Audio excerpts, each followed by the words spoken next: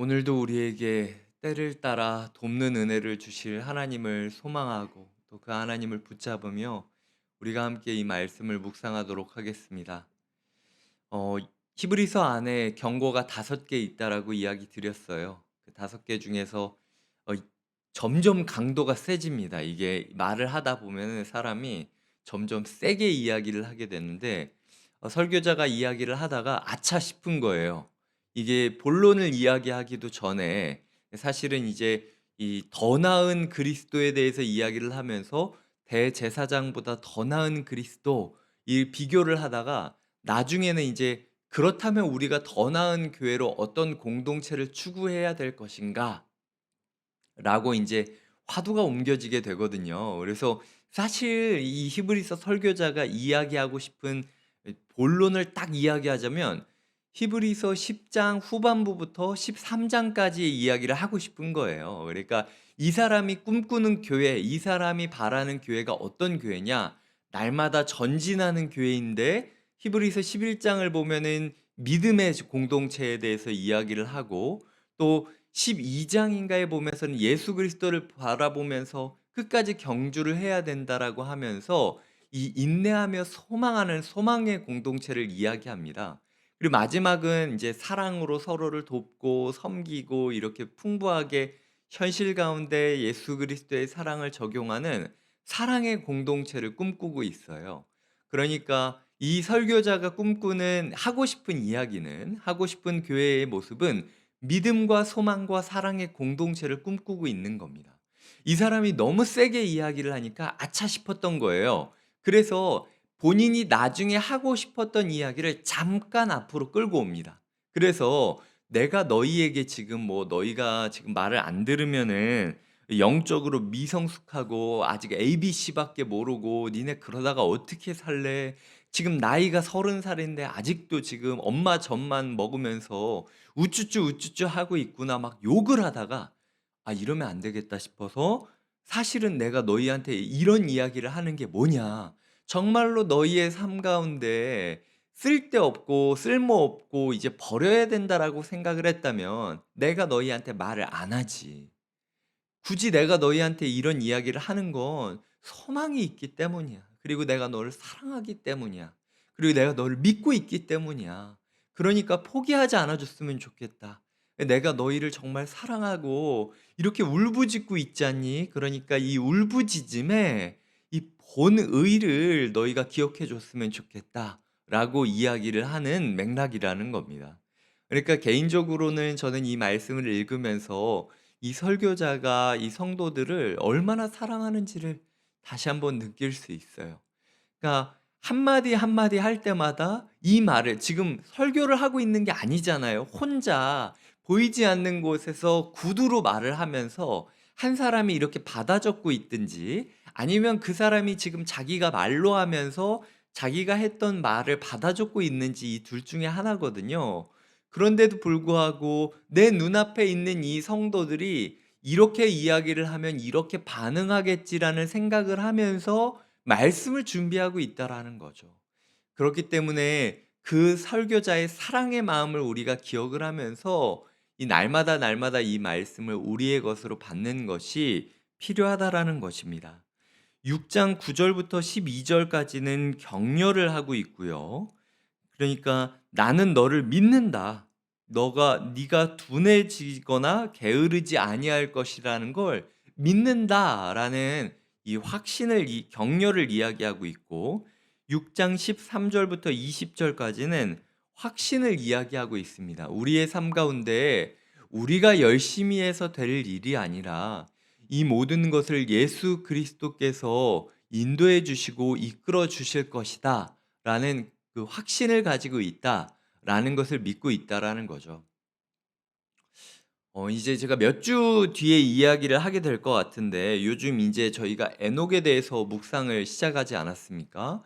근데 오늘 본문이 이야기하는 걸 "예수 그리스도를 영혼의 닷 같다." 그러니까 "그 닻을 붙잡고 있어야 된다."라고 이야기를 하는 거죠. 한번 생각을 해 보겠습니다. 배가 떠 있습니다. 우리가 배 위에 있어요. 주변에는 다 물이 있습니다. 그래서 내가 이 배를 벗어나면은 금방 목숨을 잃을 걸 알고 있어요. 상어한테 물리건 아니면은 물에 빠져 익사하건 하여튼 이 배를 벗어나면은 죽을 거라는 것을 알고 있습니다. 당시 히브리 공동체가 그랬어요. 이제 자기 교회를 제외하고는 주변이 다 깊은 물살 같아서 끝이 보이지 않는 거예요. 나 혼자 교회 공동체와 이탈해서 이 사람들이 정부가 나를 붙잡아서 이 콜로세움이라든지 아니면은 이 감옥이라든지 이렇게 가둬두면 그 물 가운데 수장당할 것을 이 사람들이 다 알고 있었습니다. 이 당시 히브리 교회 가운데 잘 믿으면 믿을수록 손해보는 일들이 흔해 있었어요. 그래서 우리가 도대체 이 공동체가 어디로 갈 것인지, 우리는 어떻게 살아야 되는지 마치 망망대해 가운데 표류하고 있다라고 느껴지는 뱃사람들의 심정으로 살아가고 있었습니다. 근데 닻이라는 것은요, 이 배 안에서 되게 무겁지 않습니까, 닻이? 그래서 닻을 이렇게 배에 올려두면은 되게 '쓸데없다.'라고 생각할 수 있어요. 저렇게 무거운 쇳덩어리를 우리가 왜 가지고 있어야 되느냐. 저거 마련할 바에는 차라리 우리가 조금 더 금은보화나 아니면은 무역할 만한 재산들을 많이 쌓아 놔서 '그 무게만큼 우리가 돈을 더 벌 수 있지 않겠냐.'라고 생각을 할 수 있는 게 배를 처음 타는 사람들의 모습인 거죠. 근데 정말 무겁고 어렵게 만들고 그리고 그것을 내릴 때도 끙끙거리면서 사람들이 옮겨서 내리지만 사실은 뱃사람들은 아는 거죠. 그 닻이 우리의 생명줄이라는 걸. 그 닻을 이렇게 한번 던졌을 때 그 닻이 눈에 보입니까? 보이지 않죠. 내가 모르는 그 어떤 곳으로 쭉 잠겨가고 없어져 가고 있다라는 느낌을 갖게 되는 거죠. 하지만 보이지 않지만 그 닻이 있다는 것만으로, 그리고 그 닻의 무게감을 내가 느끼고 있다는 것만으로 이 흔들리는 풍랑 가운데서도 내가 '빠져 죽지 않을 것이다.'라는 것, '표류하지 않을 것이다.'라는 신뢰감을 가지면서 붙잡는 것이 뱃사람의 인생이라는 거죠. 예수 그리스도께서 하늘로 올라가셨습니다. 예수 그리스도께서 하늘로 올라가시는 그 모습을 지금 이 설교자는 닻을 바다에 내리는 것으로 표현을 하고 있는 거예요. 그래서 그 닻이 보이지 않지만 그럼에도 그 닻의 무게감을 우리가 느낌으로 말미암아 우리가 평안하고 흔들리지 않다라고 확신을 갖게 되는 것처럼, 예수 그리스도를 삶에 모신다라는 게 사실 굉장히 번거로운 일이에요. 굉장히 우리 삶의 비중을 많이 차지하고 우리 마음을 무겁게 만들고 불편하게 만들고 부담되게 만드는 일입니다. 하지만 지금 설교자가 이야기하고 있는 거예요. 너희의 삶에 예수 그리스도가 많아지면 많아질수록, 부담되면 부담될수록, 불편하면 불편할수록 그 예수 그리스도가 이 세상을 살아갈 때에 우리의 영혼의 닻이 되어 주셔서 우리가 느꼈던 그 부담감과 불편함의 무게만큼 우리를 흔들리지 않게 만들어 줄 것을 약속하고 있다라는 것입니다. 그 마음을 가지고 오늘 우리가 그 닷줄이라고 하죠. 그 쇠사슬을 이렇게 붙잡고 무게감을 느끼면서 우리도 모르지만 망망대해 가운데 홀로 들어가 고군분투하면서 우리 배를 흔들리지 않게 꽉 붙잡고 있는 그 영혼의 닷 예수 그리스도를 추억하고 확인하면서 감사하는 모습이 필요하다라는 것입니다. 출애굽 인제 모세오경에 보면은 대제사장들이 1 년에 한 번씩 이제 대속죄일에 이제 하나님께 온 이스라엘의 죄를 중보하러 지성소, 그러니까 아까 이야기했던 그 전에 이야기했던 이 땅의 세월과 그리고 하늘의 세월을, 그 세상을 떠나 하나님과 독대하는 깊은 사귐의 자리인 지성소로 들어갈 때가 있었습니다.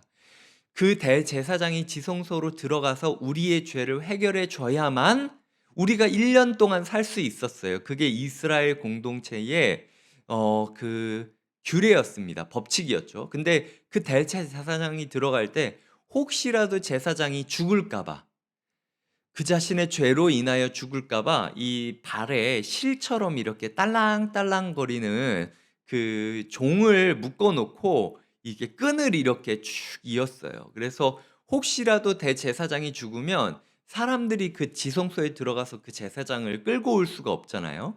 그러니까 이 제사장들이 대제사장의 발에 있었던 그 끈을 잡고 딸랑딸랑하다가 딸랑딸랑거리는 소리가 멈추면 그 소리가 멈춘 게 얘가 죽은 걸로 간주해서 당기자라고 이야기하는 거죠. 이 이미지가 뭔지 아시겠죠? 지금 대제사장이 우리를 위하여 영혼의 닻이 되어서 우리도 알 수 없는 어떤 에어리어, 어떤 하나님과 1대1의 만남의 자리로 들어갔고, 우리가 확인할 수 있는 것은 그 대제사장이 딸랑딸랑 거리는 소리를 계속 날마다 날마다 이어갈 때 우리의 마음 가운데 소망이 있는 겁니다. 내가 지성소에 들어가서 그 대제사장을 보지는 못했지만 그저 딸랑이는 소리가 들린다라는 것만으로 아직 살아있구나, 아직 나를 위하여 중보하고 있구나, 아직 희망이 있구나라는 사실을 믿으면서 그 작은 실 뭉치를 제사장들끼리 꽉 붙잡고, 제발 저 소리가 오늘도 이어지도록, 제발 저 소리가 오늘도 계속되기를 귀 기울여서 듣고 있었던 삶들이 제사장의 삶이라는 거죠. 주님께서 아벨을 우리가 묵상하면서 우리에게 이야기를 하셨죠. 요한계시록 6장을 통하여 너희가 제사장의 흰 옷을 입고 제단 밑에서 계속해서 울부짖으면서 너희의 자신을 거룩한 산 제물로 바치면서 하나님께 어느 때까지 우리가 이렇게 힘들어야 됩니까? 주님, 언제까지 우리가 이렇게 고통받아야 됩니까? 라고 중보하는 제사장들로 우리를 불러주셨다라는 거죠. 근데 그런 우리에게 이 실뭉치를 주셨다라는 겁니다.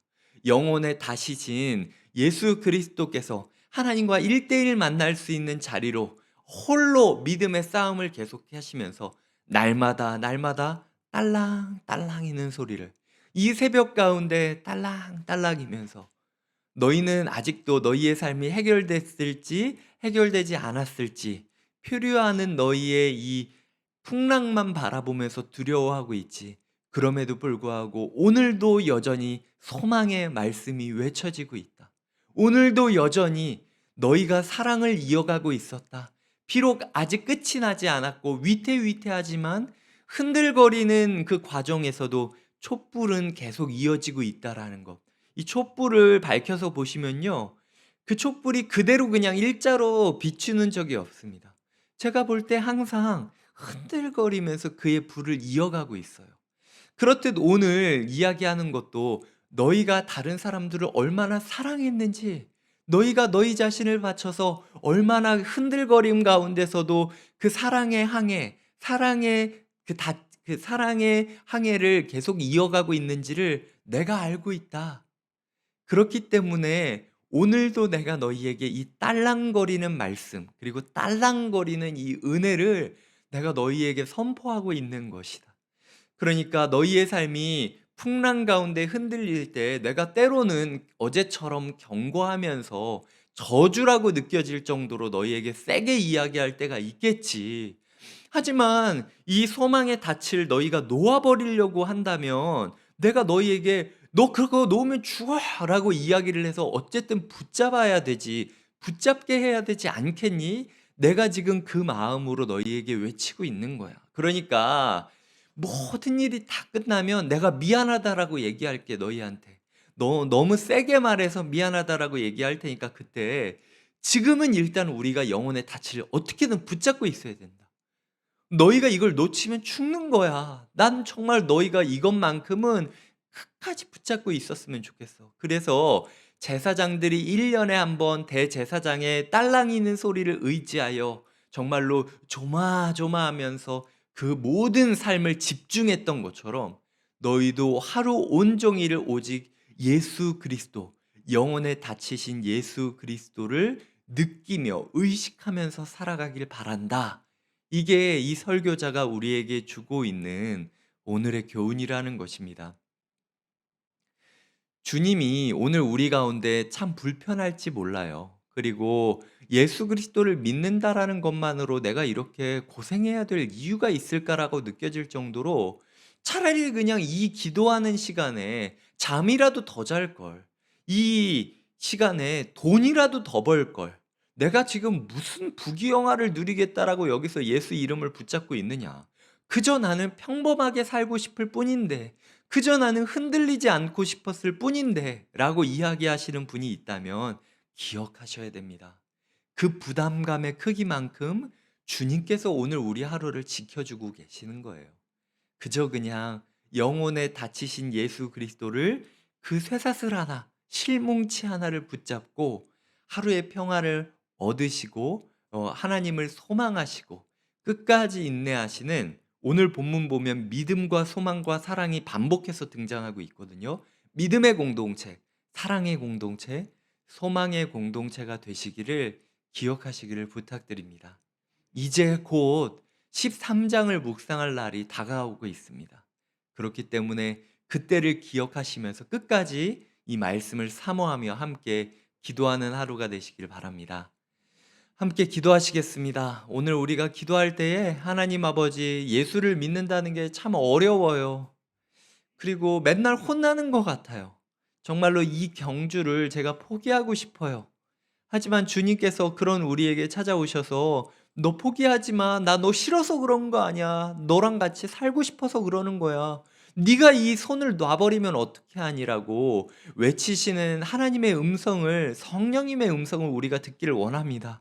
우리 가운데 예수 그리스도가 불편하고 번거롭고 그리고 이렇게 오랜 시간을 묵상해야 된다라는 게 부담스럽지만, 그럼에도 불구하고 우리가 느껴지는 그 부담감과 불편함과 긴 시간만큼 주님께서 우리의 영혼에 닻이 되어 주실 것을 신뢰하며 그 무게감을 만끽하게 하게 해달라고 함께 그 쇠사슬을, 말씀의 쇠사슬을 붙잡고 딸랑이는 소리를 기다리며 함께 기도하시겠습니다.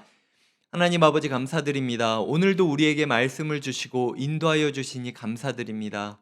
에녹의 시절 때에 많은 사람들이 하늘을 바라보며 에녹이 우리의 입장을 대변해 줄 것을 소망하며 그 에녹을 영혼의 닻으로 삼아서 살아갔을 것입니다.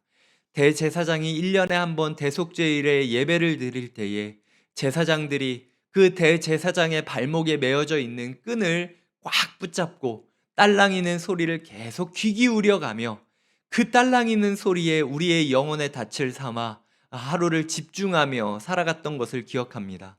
하나님 아버지, 엘리야가 올라갔을 때에 엘리야를 바라보며 많은 사람들이 그 엘리야를 영혼의 닷 삼아서 정말로 이 폭풍 같은 시대 가운데 선지자로 살아가는 것이 너무나도 힘들지만, 그럼에도 불구하고 나와 함께 먹고 나와 함께 마셨던 그가 하늘에서 나를 위하여 기도하고 있다라는 사실을 신뢰하며 하루하루 소망 가운데 버텼을 것입니다.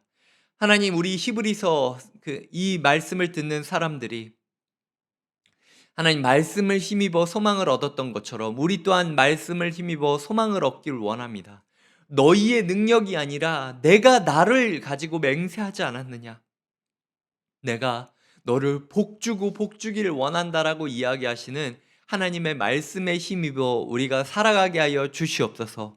주님, 오늘도 우리의 삶을 변화시켜 주시고 우리가 묵상했던 시간만큼, 우리가 기도했던 시간만큼, 우리가 불편하게 느꼈던 그 불편한 만큼, 우리가 부담감을 느꼈던 만큼 예수 그리스도께서 우리의 삶을 지탱하여 주시고 지켜 주시옵소서. 감사하고 예수님의 이름으로 기도드립니다. 아멘.